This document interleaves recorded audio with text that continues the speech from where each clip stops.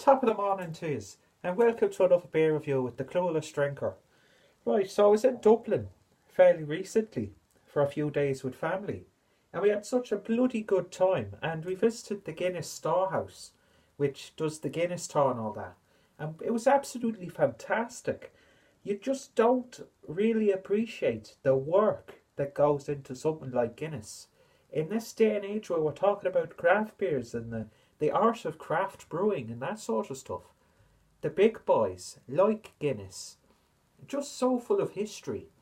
And yeah, it was a fascinating place, highly recommended. And we were there when they were doing their Stout Festival, but we used our tasting tickets in the wrong place, so we were just testing the other Guinness stuff, which is it's fine by me because I'm a fan of Guinness. I love Guinness, right? And I'm doing this stupid Irish accent for my good friend Paul over at PA Brew News, over in those damn there states and stuff.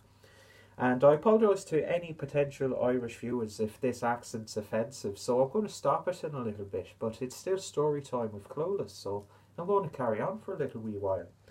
Do the Irish people say we, or is that just purely Scottish? I don't know. Does it come from Gaelic? I don't know. You know, I'm very socially ignorant, as many of you guys will probably already know. So, yeah, while I was there in that there Dublin, I realised that I've only got like one or two Guinness related reviews up on the channel. And, you know, everybody and their drunk auntie can pick up Guinness for a good price in the local supermarkets, the local petrol stations, the local corner shops, that sort of thing. And I thought, you know what, why don't I pick up these beers and review them for you guys out there?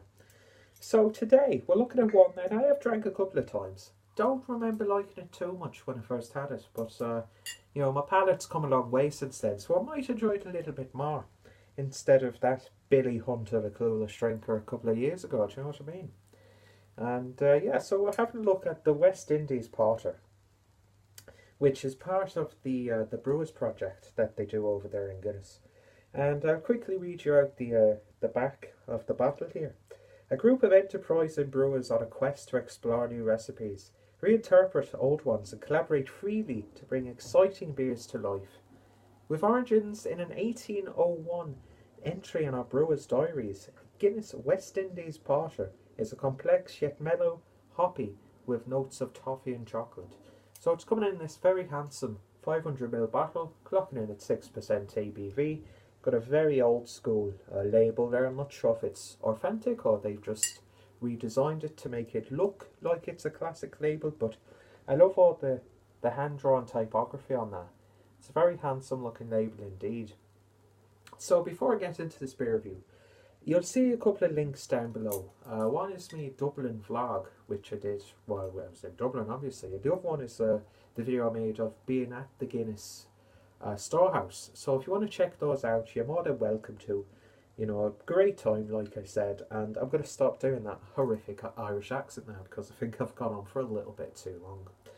So yeah, Guinness West Indies Porter. Now I remember having this when I was really starting to get into the real ales and the craft beer, and I wasn't that big. I am clearly covering my man boobs there. I wasn't that big of a fan of it. In fact, porters were really not my thing up until, you know, probably not even a year ago when I started to really appreciate the style. I'd more want to go towards like the stout sort of thing. But I do enjoy a good porter now. I think most beers, even wheat beers, I can enjoy a good wheat beer. Still not my favourite style. I'd always opt for something else, but you know, as a reviewer, as a person who's into this hobby, you start to just really experiment a lot more. And yeah, what you liked back in the day, you might not even remotely like, you know, a couple of years, a few months, even a couple of weeks down the line. And that's the beauty of it. So yeah, like I said, not got too many Guinness related products reviewed on the channel, and I want to change that, especially with them being really widely available. And you find some of the more stranger ones in the weirdest of places. Like I'm sure I saw like the Antwerpen Stout in Home and Bargains.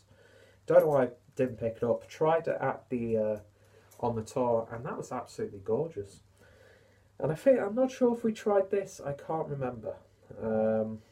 we probably did. You'll have seen it in the Guinness video if you've seen that already, but if not, link is down below just in case you're interested. So yeah, I love seeing breweries going back through ancient recipe books and rebrewing these styles. I think that's going to probably for me be one of the next big things. We've got all these like New England haze bomb type IPAs now.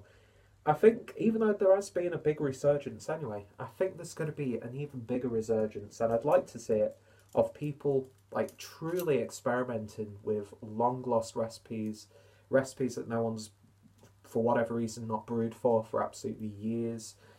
Like I'd love to see someone like Marston's rebrew Witchwood Hobgoblin when it was first brewed, because I'm sure there's been a change, and Guinness are doing a lot of these beers, and a lot of the beers that you get in other territories usually are now making their way back into the UK, which I think is an absolutely wonderful thing.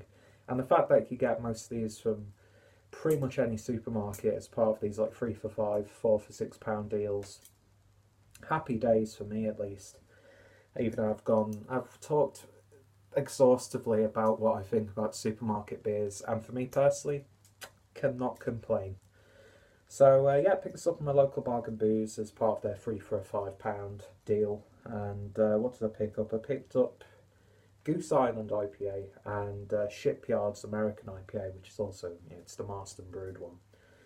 But yeah, it's great for the channel, because I can do a week's worth of reviews for as little as like 10-15 quid.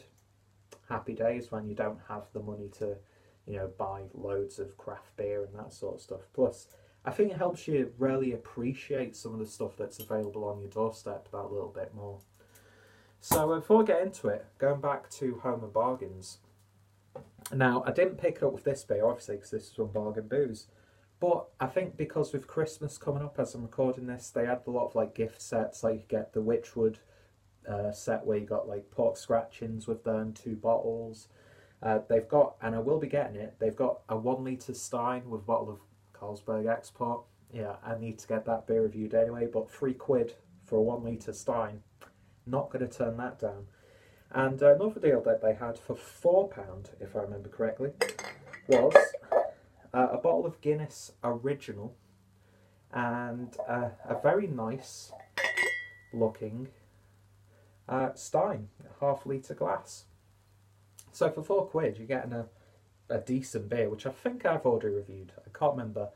Might need to do a re-review because it was quite a while ago if I did review it. And yeah, it's a nice little gift for yourself. That's not going to break the bank, and it's always nice to have another glass for the collection. So without any further ado, 8 minutes in, not even opened the beer. It's going to be one of those reviews. Which nobody's ever complained, so I'm happy to do these reviews. Yeah, I just love the presentation, and there of course is that fantastic old school Guinness crown. And I know the brewery's not to everyone's cup of tea. I know that they're owned by, big boy Diageo.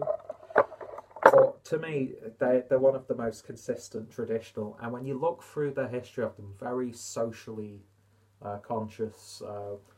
The way they dealt with workers who got called up in World War II, there's always a job for you when you come back, and they, sorted out the families. They sent beers over there to our troops and that sort of thing. And yeah, just it's a wonderful company in my humble opinion.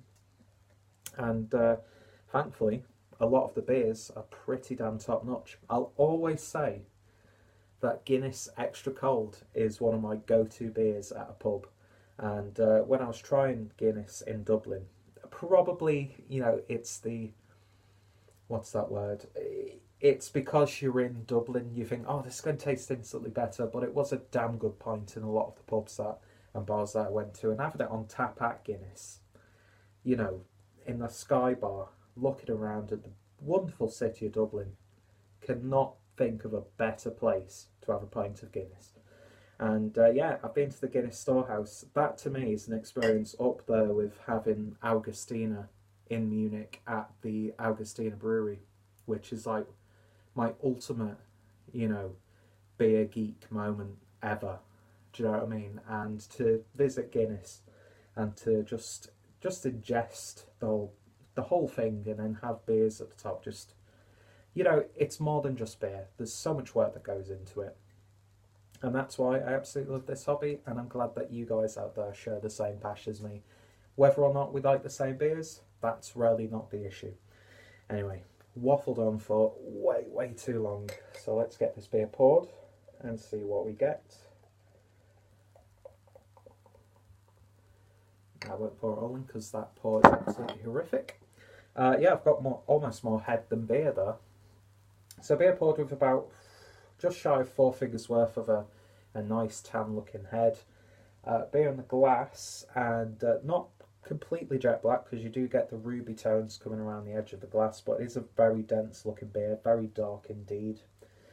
Yeah, like I said, just shy of 4 fingers worth of, like, I'd say a khaki looking head now. But yeah, it's got a real sense of oomph to it. So let's see if we can get a bit of aroma through that head. Very malty. It's got that sort of like sweet, slightly mouldy sort of musk to it. Quite a big hit of like a dark berry, almost cherry-like aroma coming out there as well. A little bit of maybe a milk chocolate. Slight hint of a molasses or a treacle, but not too much. It's not overbearingly sweet or anything like that, but there are subtle sweet undertones there. But yeah, it's all about that malt build. It's like sticky, chewy, sweet, but musky at the same time. Nothing too overwhelming, nothing off-putting at all, just a very nice... It's subtle and robust at the same time, if that makes sense. Yeah, now it's dying down. I'm getting a bit more musk coming out. Like, it smells proper old school. Anyway, smells good, looks good. Let's give it a taste. Tears? There will be tears at the people who are fucking bored out the tears with this review. Cheers.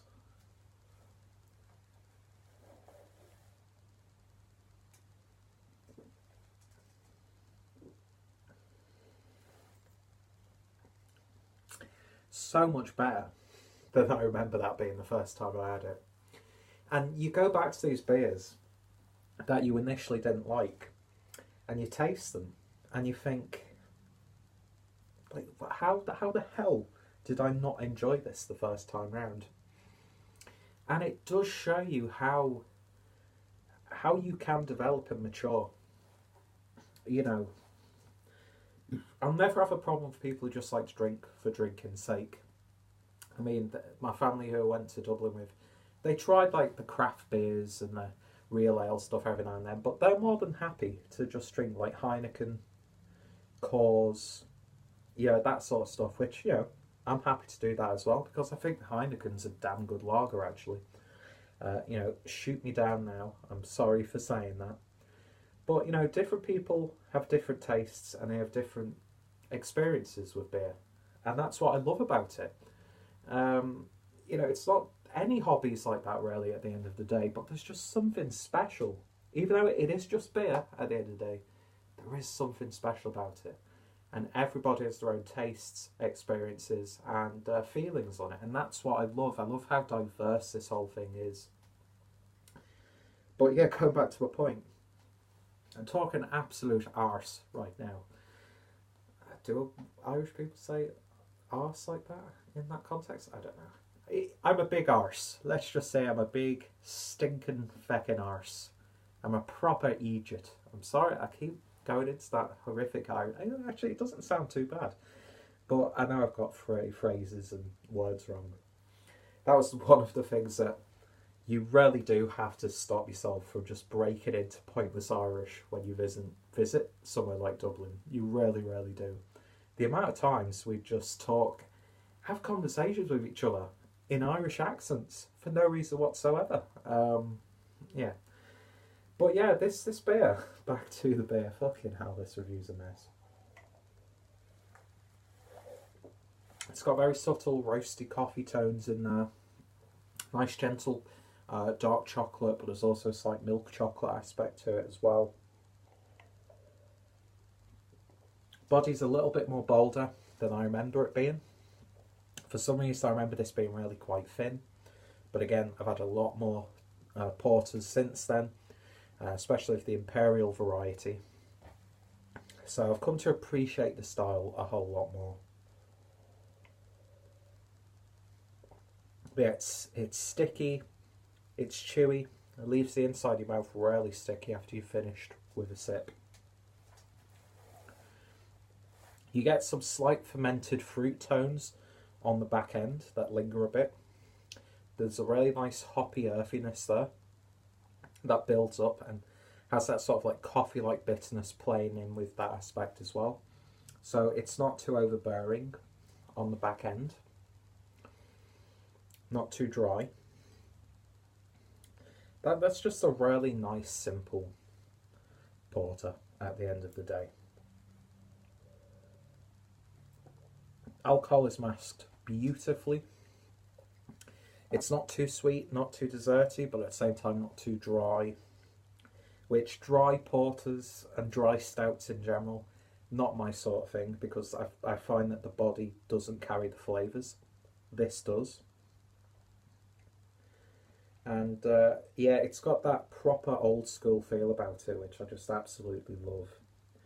And I go back to that point, I want to see more breweries look up these old recipes, and breweries that have had recipes in their, in their inventory for years and they've not brewed them, to go back, just do a couple of batches, put it out there, doing like a deal with a supermarket, that sort of thing. Just try it. I think there is a market for these sorts of beers, like historical beers, and that's what I love about Guinness. It's very historical, but at the same time it's somewhat forward thinking as well. I mean, for like the Hop House Lager, which I've not had, and that one seems to divide a lot of people. But yeah, that's what I love about the whole hobby itself. This is more like a vlog than an actual beer review, and I do apologise about that. But yeah, I can definitely see why a lot of people like this one. And it's one of those beers that you could have regularly. You could pick up a bottle every time you do one of these deals. You get one or two new beers that you want to try, but then you've got that one like faithful porter or one faithful beer in general that you always pick up. And I could see myself drinking this again. Is it the greatest porter in the world? No, in fact, far from it. But it's high quality, well brewed.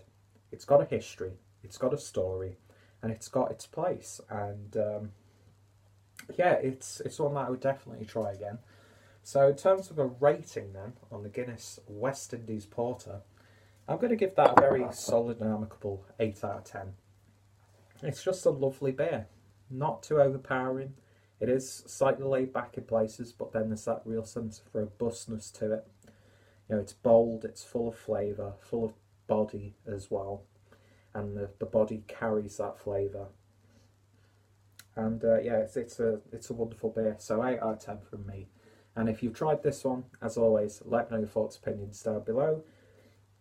What are your favourite Guinness beers? I know they do that anniversary stout in the States, which I'd love to try. I think we've only really just got the Antwerpen stout, which was a big one in the States as well for a long time. And see, that's the wonderful thing about a brewery like Guinness is there are so many different versions of the different beers available in like the most obscure territories. And that's what I love about it. It's not dull. It's not just, oh, we brew beer. That's it. There's a story for every beer.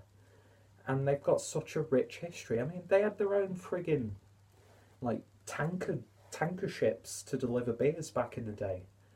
Do you know what I mean? It's just crazy. They had their own, when they were, what's the word? I'm looking as if I'm asking someone, aren't I? What am I trying to say here? People who make barrels and stuff. Oh, I can't remember. But they had their own like lumberyard and stuff to build their little barrels, and it's just fantastic. I love Guinness, and the beers that they do are fantastic as well. Fucking hell, nearly 20 minutes talking about a beer that's available in the supermarkets. Give it a try if you haven't done so already. Let me know what you think of it if you have tried it. Check out my rather small Guinness playlist. Check out my Guinness and Dublin videos as well. And more importantly, for a much shorter review, I assure you, I hope you join me next time for another one. Anyway, thank you very much for joining me on this video. I apologise to any Irish viewers if I've caused any offence with my terrible accent. Paul, it's all your fault, you beautiful bastard, yeah. And yeah, hopefully I'll see you next time for another beer review. Anyway, my soul's destroyed right now. I have no pride, but I've got myself a good glass of beer, of the black stuff. Anyway, see you guys later. Cheers. Fucking idiot.